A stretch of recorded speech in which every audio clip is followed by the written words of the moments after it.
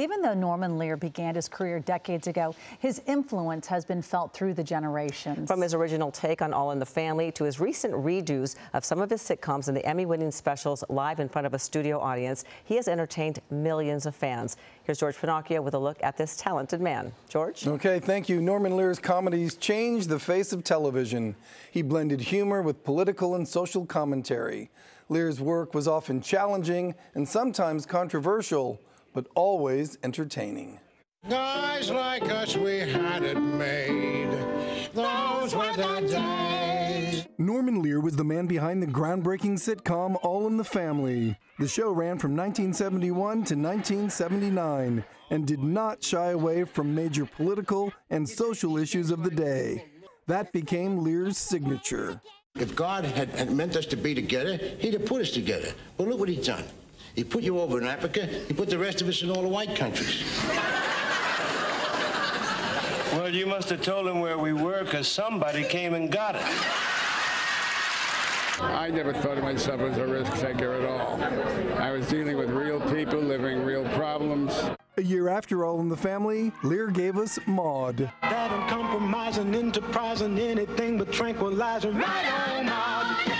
In one of the most controversial episodes, Maude found out she was pregnant at 47, bringing the idea of abortion into the sitcom storyline. Just tell me, Walter, that I'm doing the right thing, not having the baby. Despite her moral turmoil, Maude went on to have an abortion, and CBS went on to receive thousands of letters protesting the episode, which was watched by 65 million people.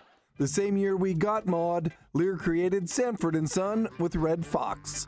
This recording does not repeat, so please wait until a line is free. But I wouldn't have to wait if I was white. In 1974, he developed Good Times. Pure dynamite! The next year, One Day at a Time. We all have to get out and make it on our own. Lear hit another home run developing and executive producing The Jeffersons. Remember, I worked my way from the bottom up to the top. So does a gopher. The Jeffersons lasted 11 seasons, 253 episodes, becoming one of TV's longest-running sitcoms. Before the decade was over, he was involved with Mary Hartman, Different Strokes, and The Facts of Life. Lear's list of accomplishments is a long one, in a career spanning more than 70 years. In the 80s, he had his hands in Silver Spoons and worked again with the Jeffersons' Marla Gibbs in 227. I thought you had your clothes dry cleaned. Oh, I do, but I don't like just anyone to touch my underwear. Don't say it.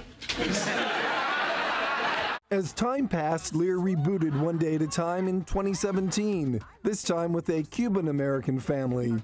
And he teamed up with Jimmy Kimmel for Live in Front of a Studio Audience, some TV specials where stars redid episodes from his classic shows live, including All in the Family. I'm getting dizzy. Nobody will notice. Sit down. Is there a secret to your television success?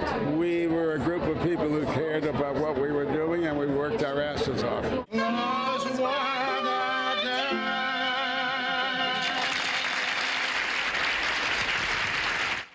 Comedian Kathy Griffin said today, the words legend and icon get thrown around too much, but this guy was both. So many tributes have been coming out today in Norman Lear's honor, and I'll have more on that later in this newscast. Back to you. All right, George, thank you. A lot of great memories sitting around the TV watching those shows. Thank you so much.